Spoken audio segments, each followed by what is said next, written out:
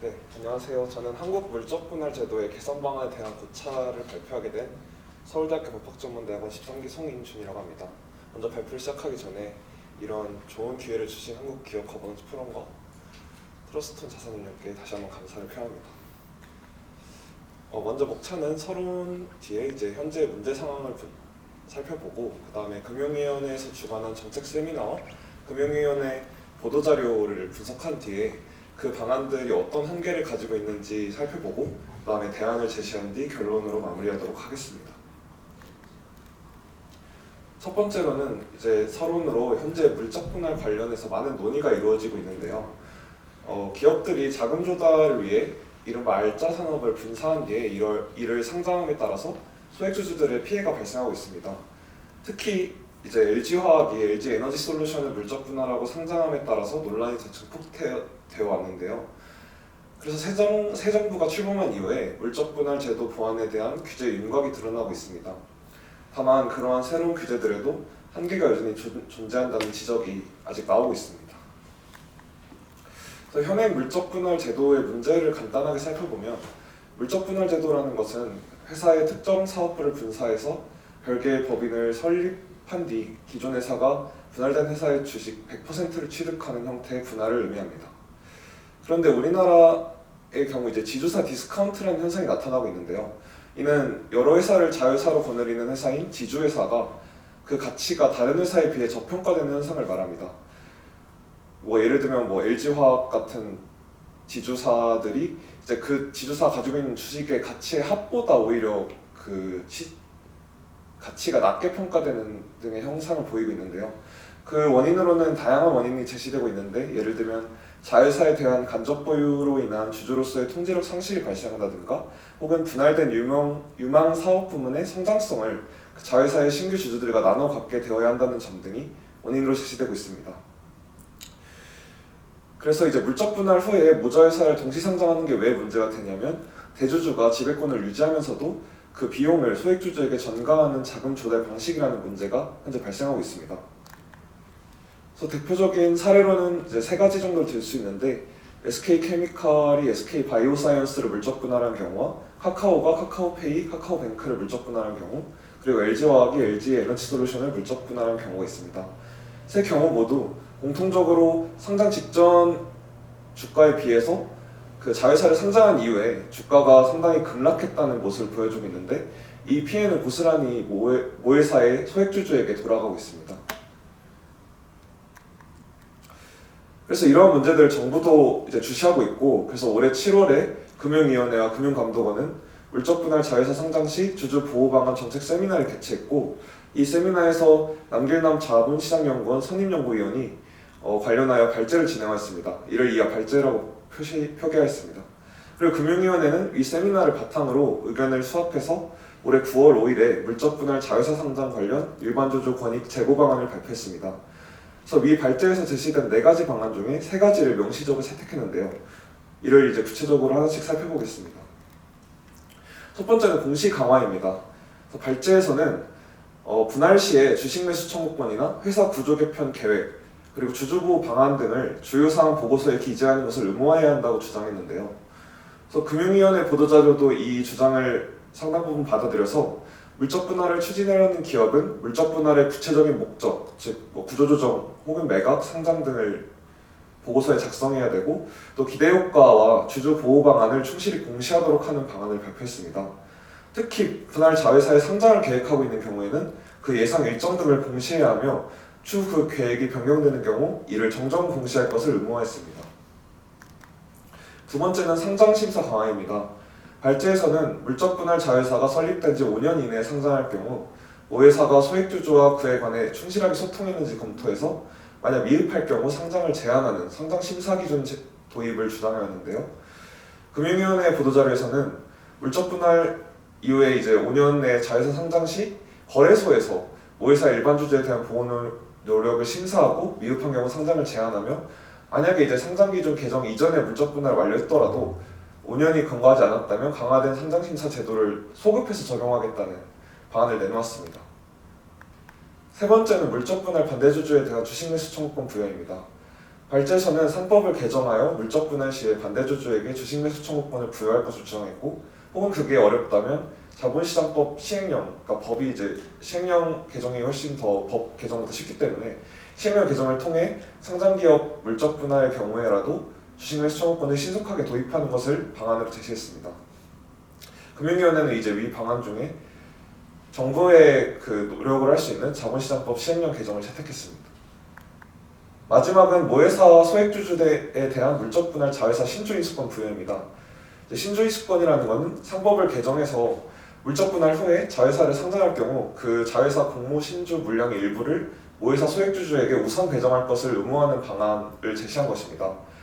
그런데 금융위원회 보도자료에서는 이를 명시적으로 채택하진 않았지만 위에서 봤을 때 상장심사를 고려할 때 회사 주주에게 이런 자회사 주식을 현물 배당하였는지를 그 주주 보호 방안의 하나로 검토하겠다라는 입장을 내놓았습니다. 그런데 이제 저는 이 방안들의 한계가 있다고 좀 생각을 했는데요. 예를 들면 먼저 공시 강화의 경우에는 장래 계획 공시라는 게 워낙 이제 기업과 이제 경제 환경의 변화가 변화무쌍하기 때문에 장래 계획 공시라는 게 그 속성상 가별적일 수밖에 없다라는 평이 많습니다. 그래서 만약에 공시된 내용과 다르게 구조개편이 진행되더라도 기업 입장에서 불가피한 사정이 있었다, 경제 환경의 변화가 있었다라는 등을 항변을 할 경우에 다소 실효성이 떨어질 수 있다라는 문제를 이제 지적하는 목소리가 있었고요. 또 상장심사 강화의 경우 구체적 실행 측면에서 기업들과 주주들에게 혼란을 줄 가능성이 있다는 지적이 있었습니다. 예를 들면 기준과 관련해서 보호 노력이 미흡하다는 기준이 다소 모호하게 느껴질 수 있다는 문제가 있어서 기업과 주주들의 입장에서 예측 가능성이 문제될 수 있다라는 생각을 해봤습니다. 또 이제 주식 매수 청구권 부여 같은 경우에도 한계가 있다고 보았는데, 자본시장법에 따르면 상장회사의 경우에는 주식 매수 청구권의 매수 가격이 시가를 기준으로 정해집니다. 그리고 이를 다투려면 이제 소송을 해야 되는데 소액주주 입장에서는 이를 다투기 위해 소송하는 게 부담스러울 수 있기 때문에 시가가 굉장히 중요한 이제 매수 가격 정해질 때 중요한 기준이 된다고 할 수 있겠습니다. 그런데 이제 주식 매수 청구권 행사 이전에 대주주의 입장에서 인위적인 주가 조정을 하거나 혹은 일종의 정보 유출이 일어나서 소액주주들에게 부정적인 방향으로 시가가 변동할 수 있다는 문제가 있는데요. 주식 매수 청구권과는 약간 다르지만 그 삼성물산 합병 사안에서도 합병 직전에 이제 주가가 갑자기 변동해서 대주주에게 유리한 방향으로 변한 바가 있어서 그런 선례가 있기 때문에 이런 한계가 있다고 생각했고, 또 설령 그런 문제가 없다라고, 그러니까 즉 시가가 아니라 예를 들면 공정가격을 기준으로 매수가격을 정한다고 제도를 보완하더라도 지배주주 입장에서는 소액주주한테 이제 주식 매수 청구권 행사를 하도록 유도한 뒤에 자기 주식을 매입해서 경영권 강화에 악용할 가능성이 있다고 생각합니다. 그러니까 이게 그 판례 법리가 자기 주식 처분의 경우에는 우족 3자에 대해 자기 주식 처분을 한 것은 유효하다고 보고 있기 때문입니다. 이게 신주 발행의 경우에는 이거를 금지하고 있지만 그와 실질이 거의 유사하다고 볼 수 있는 자기 주식 처분에는 판례가 아직 그 우족 제3자에 대한 처분을 유효하다고 보고 있기 때문에 경영권 강화의 수단으로 악용될 수도 있다는 우려가 있습니다. 만약 이런 문제가 해결되더라도 또 대주주 입장에서는 주식 매수 청구권 부여를 피하기 위해서 현물 출제 방식으로, 그러니까 물적 분할을 대놓고 하는 게 아니라 현물 출제 방식으로 사실상 분할을 진행하는 경우에 어떻게 처리할 것인지도 문제가 될 수 있고, 그리고 마지막 근본적인 문제로는 이 문제가 다 해결되더라도 이 주식 매수 청구권 부여만으로는 핵심 사업 부문에 대한 그런 이른바 알짜 사업에 대한 투자를 이어가고 싶은 모회사 소액주주들의 의사를 존중할 수가 없다는 근본적인 문제가 존재합니다. 마지막은 신주인수권 부여의 한계인데요. 이는 현행상법 418조의 우선 주주배정 원칙과 충돌할 가능성이 있습니다. 그리고 이 문제가 해결되더라도 만약에 신주 우선 배정이 이루어질 경우 모회사의 주식을 사면 청약 없이도 자회사 신주를 살 수 있어서 모회사 주식이 가격이 과도하게 상승하거나 변동성이 지나치게 커질 우려도 지적되고 있고, 그리고 무엇보다 제가 좀 크게 느꼈던 문제는 자회사 주식을 새로 매수할 자금 여력이 없는 모회사 주주의 경우 여전히 피해를 입게 됩니다. 그러니까 좀 비유를 하자면 돈을 더 내지 않으면 자기가 가지고 있던 주식의 가치가, 그러니까 분사되는 새로운 산업만큼의 가치가 빼앗기고 오히려 돈을 더 내야 현상 유지가 되는, 가지고 있는 주식의 가치가 그대로 유지되려면 돈을 더 내야 되는 그런 상황이 발생할 수 있기 때문에 이런 점에서 신주인수권 부여는 한계가 있다고 생각을 했습니다. 그리고 마지막으로 그 근본적 문제가 간과되고 있다고 생각하는데요. 모두가 지적하는 것은 본 사안에서 핵심이 문적 분할하는 것 자체가 아니라 모자 회사를 동시에 성장하는 것이 문제라고 지적을 하고 있습니다. 그래서 그 관련해서 왜 동시 성장이 이렇게 쉽게 이루어지는가를 생각해보면 우리나라에서 소액주주가 자신의 권리를 주장할 여건이 비교적 제대로 마련되어 있지 않다는 점이 지적되고 있고, 그리고 이것이 코리아 디스카운트의 중요한 원인 중 하나라고도 이야기가 나오고 있습니다. 그래서 앞에서 제시된 대안들도 물론 모두 소액주주 권익 향상을 위한 것이긴 하지만 그들이 자신의 권리를 적극적으로 주장할 수 있는 여건을 더 마련해야 한다는 점을 다소 간과하고 있다고 생각했습니다. 그래서 저는 이제 여러 가지 대안을 생각해 보았는데요. 첫 번째로는 트래킹 주식 제도를 도입하는 것입니다. 트래킹 주식 제도는 배당 금액이 회사의 특정 사업 부문의 성과에 경제적으로 연동하는 주식인데요. 이 제도를 도입할 경우에 고성장 사업 부문을 분리하지 않고 그 시장 가치를 이용해서 유리한 조건으로 자금을 조달할 수 있게 됩니다. 그래서 이제 물적 분할 후에 모자 회사를 동시에 상장할 수요를 좀 줄어들게 할 것으로 이제 기대가 되는데요. 이것은 뭐 미국에서 최초로 발행되었고 이후에 일본, 프랑스, 뉴질랜드, 캐나다 등에서도 널리 발행이 되고 있습니다. 그래서 우리나라도 도입 논의가 이루어졌었는데 2011년에 상법을 대규모로 개정할 때 끝까지 논의가 이루어졌지만 이제 아직 채택되지 않은 상황입니다. 두 번째는 소수주주 다수결 제도를 도입하는 것인데요.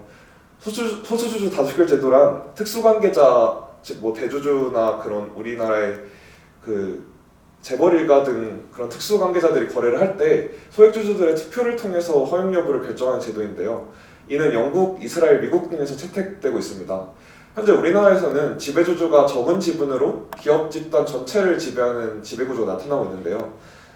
이런 경우에는 그런 자기들이 적은 지분을 가진 회사로부터 많은 지분을 가진 회사로 부의 이전을 일으킬 요인이 발생합니다. 이른바 터널링 현상이라고 하는데요. 그래서 이러한 문제를 막기 위해 법을 개정하거나 판례 법리를 통해서 소수주주 다수결 제도를 도입할 필요가 있다고 생각했습니다. 그래서 이를 통해 터널링의 위험을 감소시키고 회사로서도 사전적 규범 준수가 용이해지며 그러니까 흑백 논리, 즉 특수관계자의 의결권을 인정하느냐 혹은 인정하면 안 되느냐라는 이분법적 접근에 비해서 부작용이 덜할 수 있다라는 생각을 해보았습니다. 그리고 세 번째는 자회사 상장 시 자회사 주식 현물 배분을 의무화하는 것입니다. 실제로 독일 다임러나 영국 GSK 등에서 물적 분할을 한 뒤에 자회사를 상장하는 경우에 자회사 주식을 모회사 주주에게 배분하는 바 있습니다. 그래서 이를 도입할 경우 대주주의 모자회사 동시상장에 관한 경제적 요인을 감소시켜 정책의 실효성을 높일 수 있다고 생각했습니다. 아까 말씀드렸던 소액주주 입장에서 돈을 더 내지 않으면 가지고 있던 주식의 가치가 떨어지고 돈을 더 내야만 가지고 있던 주식 가치가 유지되는 상황이 발생하는 것을 이 현물배분 의무화를 통해 방지할 수 있다고 생각을 했습니다. 네 번째로는 이제 소액주주 권리행사 장려입니다. 다른 선진국들에서 모자회사 동시상장이 드문 것은 강제하는 제도가 있다기보다는 오히려 주주들의 민사소송 제기 등 법적인 위험이 크기 때문입니다. 반면에 우리나라에서 기업은 모자회사 동시상장 시에 소액주주를 두려워하지 않는 모습을 보여주고 있습니다. 따라서 근본적인 문제 해결을 위해서는 소액주주 권리 행사 장려 방안이 필요하다고 생각했습니다. 그래서 구체적 도입 방안으로는 먼저 아까 얘기가 나왔던 이사의 의무 관련 조문 개정인데요. 주의 의무는 이제 이사가 자기가 이익을 차지하지 않게 어떻게 적절하게 운용하는지에 관해서 신경을 쓰지 않는 경우와 관련된다고 할 수 있고, 충실 의무는 보다 적극적으로 이사가 자신의 이익을 추구하는 방향으로 자본의 운용을 결정하는 경우와 관련되어 있다고 할 수 있는데, 영미의 경우 아까도 계속 이야기 나왔지만 주의 의무의 경우에는 경영 판단 원칙, 즉 경영을 위해서 필요한 결정이었다라는 원칙에 의해서 비교적 쉽게 면책되지만 충실 의무가 문제되는 경우에는 그렇지 않습니다. 반면 우리나라에서는 판례와 조문 모두 주의 의무와 충실 의무를 엄밀하게 구분하고 있지 않은 상황입니다. 따라서 미국과 같이 이사의 충실 의무와 주의 의무와 관련해서 면책 기준을 다르게 잡고 판단할 필요가 있다고 생각했습니다. 두 번째는 법인격을 절대시하는 법리가 수정되어야 된다고 생각합니다. 아까도 이야기 나왔었는데 우리나라는 회사 배후의 실질적 이익 귀속 주체, 이해관계자들과 법인격을 가진 회사를 서로 엄격하게 분리해서 후자의 손익만을 판단 기준으로 삼아 회사의 손익을 이해하고 있습니다. 예를 들면 1인 주주 회사의 경우에도 배임죄를 인정하는 판례 등을 생각해 볼 수 있는데요. 하지만 소액주주 등 이해관계자의 분명한 손해가 발생했음에도 회사 법인에는 아무 영향이 없다는 이유로 이사를 면책하는 논리는 배척되어야 된다고 생각합니다. 왜냐하면 이제 법인격이라는 것이 필요에 만들어진 법적 개념이고, 따라서 법인격이라는 개념을 절대시해서 오히려 실질적으로 타당하지 않은 결론이 도출되는 것은 오히려 본말이 전도된 상황이라고 생각을 했습니다. 세 번째로는 주주대표 소송 요건을 완화하는 것입니다. 우리나라의 경우 주주대표 소송이 소수주주권으로 되어 있어서 일정 비율 이상의 주식을 갖고 있어야 이제 제기를 할 수 있어서 비교적 엄격하다고 평가가 되고 있습니다. 실제로 지난 21년간 상장회사를 대상으로 해서 판결이 내려진 주주대표 소송은 2건에 불과한데요. 반면 미국에서는 1년에 400건 이상의 주주대표 소송이 발생하고 있다고 합니다. 그래서 미국과 같이 주주대표 소송의 제기를 위해 필요한 최소 주식 규모에 제한을 두지 않는 등의 제도 변화가 필요하다고 생각했습니다. 그리고 마지막으로는 주주행동 관련 사회적 환경 개선이 필요하다고 생각했습니다. 그동안의 여러 주주행동들이 이른바 투기자본의 횡포 혹은 외국계 자본의 침공 등으로 규정되면서 다소 부정적으로 인식되어 온 경향이 있었습니다. 이런 부정적 인식이 바뀌어야 주주행동에 나서는 소액주주들이 늘어날 것이고, 이제 그 소송을 주로 하는 관련 로펌들도 등장할 수 있을 거라고 생각을 합니다. 그래서 정부와 법조계가 주주행동의 진정한 의미 및 구체적인 방법에 대해 알리는 등 사회적 환경을 개선할 필요가 있다고 생각합니다. 그 일환에서 이러한 발표도 분명히 큰 의미가 있을 것이라고 생각을 합니다. 그래서 결론을 말씀드리자면, 물적 분할과 모자에서 동시상장 문제는 우리나라 기업의 지배구조 문제를 상징한다고 말할 수 있는 사안입니다. 그래서 코리아 디스카운트가 존재하는 이유 중 하나를 단적으로 보여준다고 할 수도 있겠습니다. 그래서 이제는 근본적 해결 방법을 도입하여 부당한 부의 이전과 권한 남용이 발생하지 않는 성숙한 자본시장을 구축하여 코리아 디스카운트를 털어내야 할 때라고 생각합니다. 최근 금융위원회에서 개선 방안을 제시한 것은 분명히 고무적이지만 이게 끝이 아니라 이제 시작이라는 태도로 앞으로 당국과 법조계, 재계가 논의를 이어나가서 추가적인 방안을 마련하길 기대해봅니다. 들어주셔서 감사합니다.